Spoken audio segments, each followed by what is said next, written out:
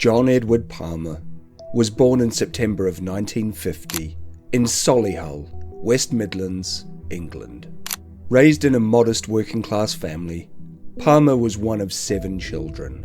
His early years were marked by financial struggles, and he left school at 15, reportedly due to difficulties associated with dyslexia.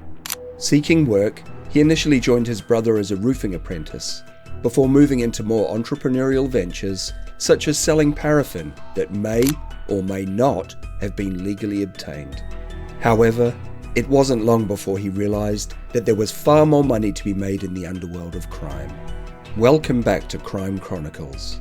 Today we look at the life, crimes, and shocking death of one of the UK's most notorious criminals, John Palmer, better known as Goldfinger.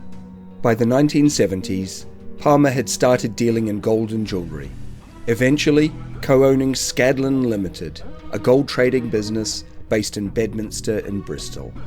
What started as a seemingly legitimate operation soon became a hub for illegal dealings, bringing him into contact with some of Britain's most notorious criminals.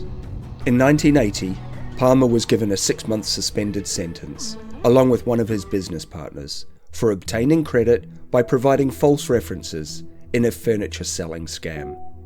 This type of crime was small potatoes compared to what would follow.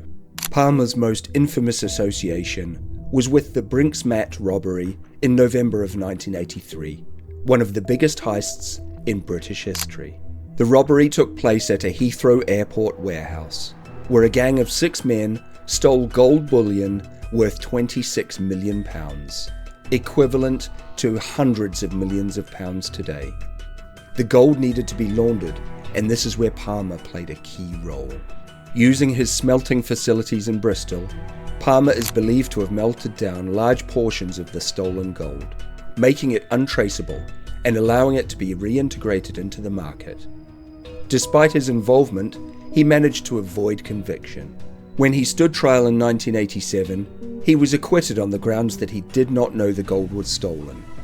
It was around this time that he earned the nickname Goldfinger. Flush with illicit wealth, Palmer turned his attention to the timeshare industry. During the late 1980s and early 1990s, he set up one of the largest timeshare operations in the world, centered primarily in Tenerife, part of Spain's Canary Islands. His schemes involved selling fraudulent or non-existent timeshares to unsuspecting holidaymakers, promising them luxurious vacation properties that never materialized or were resold multiple times. Victims of his scams found themselves bullied, intimidated, and threatened when they attempted to reclaim their money. Palmer's organization employed aggressive sales tactics, and those who complained were met with threats of violence. The scale of the fraud was staggering. His empire is estimated to have defrauded at least 20,000 people out of more than £30 million, in what was described as the largest timeshare fraud on record. Palmer's criminal activities finally caught up with him in 2001, when he was arrested and charged with fraud. His trial became one of the longest and most expensive fraud trials in British history. He was convicted and sentenced to 8 years in prison. Despite the severity of his crimes, he only served 4 years before being released on parole in 2005. At the time of his conviction, Palmer's fortune was estimated to be upward of £300 million, most of it made from swindles, violence, racketeering, and money laundering. But by the time of his release, Palmer was bankrupt. Authorities had seized many of his assets, and he was declared insolvent with reported debts of £3.9 million. However, investigators believed that he had hidden a significant portion of his fortune overseas. Despite his legal troubles, Palmer remained a figure of interest to law enforcement. He was arrested again in 2007 on further fraud charges and was investigated for his role in orchestrating crimes from behind bars. In 2009, he spent 2 years in a Spanish prison before being released on bail. Tragically, On June 24th of 2015, John Palmer was found dead in the garden of his gated home in South Weald, Brentwood, Essex. Initially, police reported that he had died of natural causes. However, a post-mortem examination later revealed that Palmer had been shot 6 times with a silenced firearm, a professional execution. The murder shocked both law enforcement and the criminal underworld. Given Palmer's extensive network of criminal associates and enemies, the list of potential suspects was vast. The precision of the killing led investigators to believe it was a contract hit, possibly ordered by high-level figures in organised crime. There are several prominent theories regarding who may have ordered Palmer's murder. Number 1. An organised crime syndicate. Palmer had deep connections with some of the most dangerous criminals in the UK and beyond. His involvement in the Brinksmat gold laundering and his ties to international gangs made him a liability. Some investigators speculated that his murder was orchestrated by figures who feared he would turn informant to avoid further prosecution.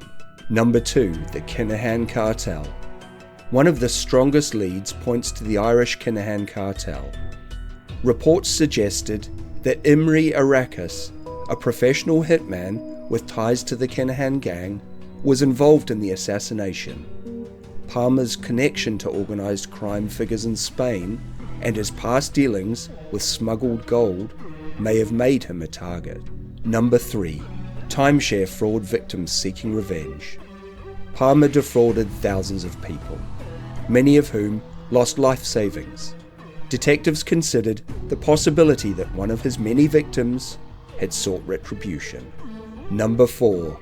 Internal betrayal. Given Palmer's control over criminal enterprises, there is speculation that someone within his own network turned against him.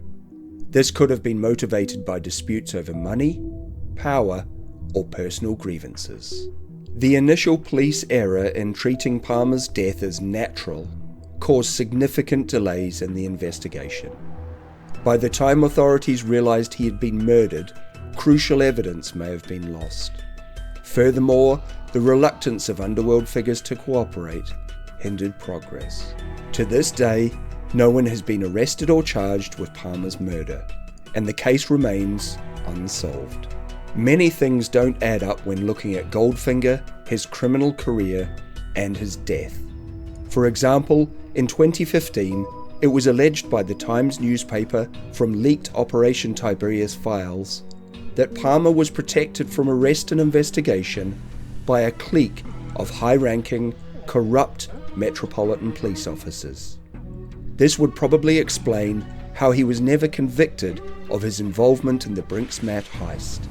Perhaps even more troubling, a BBC documentary would reveal that Palmer had been under electronic surveillance by a secret police intelligence unit for 16 years up to the time of his death. Yet somehow they were unable to identify his killer, even trying to say he'd died of natural causes. Even after all these years, the whole thing is fishier than a fish market. Thank you for joining us today on Crime Chronicles. Don't forget to like, subscribe, and share the channel with your friends.